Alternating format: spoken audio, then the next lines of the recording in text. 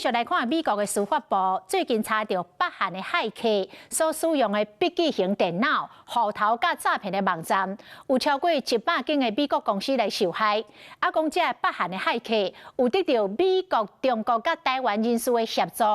美国的司法部已经起诉2个台湾人、6个中国人。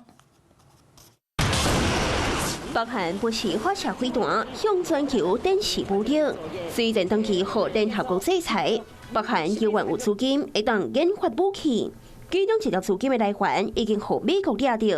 美国司法部宣布，将9位涉嫌帮助北韩 IT 工程师的嫌犯起诉，包括6个中国人、2个台湾人，甲1个美国公民。 根据美国司法部的文件，2个台湾人分别负责刘明庭甲刘文嘉，因甲6个中国人拢互指控办口座收钱，而且转去北韩工程师的收益。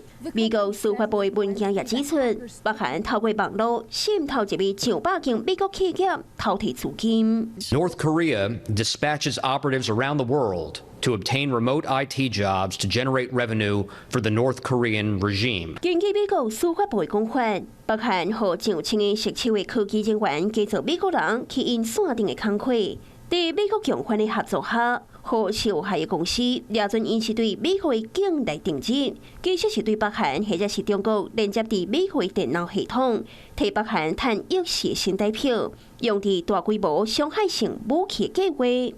北韩使用的笔电农场、小号甲诈骗网站，在这几年小煞互美国抓到。受害者包括名列在先500大企业的公司，也有伫加州的各行业者。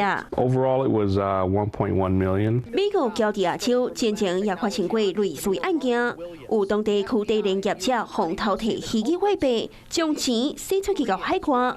4个北韩公民互指控用假身份去因线定的头颅犯罪，其中1个人甚至互业者升起来做科技长，有真悬的款项。It felt like I was in a movie, you know. 北韩的手路一定能换新，美国也小耍破解因渗透的手法。Hello， 我是张新文。想要抢先掌握最及时的新闻资讯吗？赶快订阅、按赞、开启小铃铛，锁定华视新闻 YouTube 频道。